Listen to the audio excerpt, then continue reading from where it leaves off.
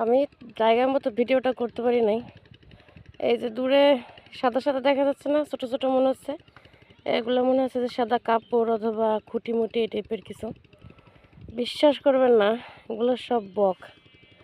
এত হিউজ পরিমাণ বক, একটা ঘের শুকায় গেছে। আসলে ক্যামেরাটা ভালো ক্যামেরা না তো, আসতেছে না। হিউজ হিউজ হিউজ পরিমাণ বক।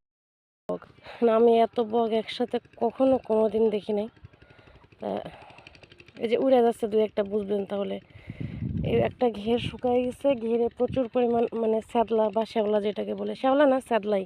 এই যে এই ক্যাটাগরির, এই যে এই ক্যাটাগরির, হ্যাঁ, এই যে এই ক্যাটাগরির কিছু শ্যাওলা বা শ্যাদলা।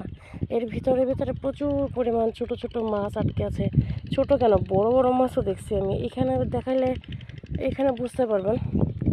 ওই যে একটা মাছ ঠিক আসতেছে না। যাই হোক, তো শ্যাদলার শীটগুলো শুকিয়ে গেছে।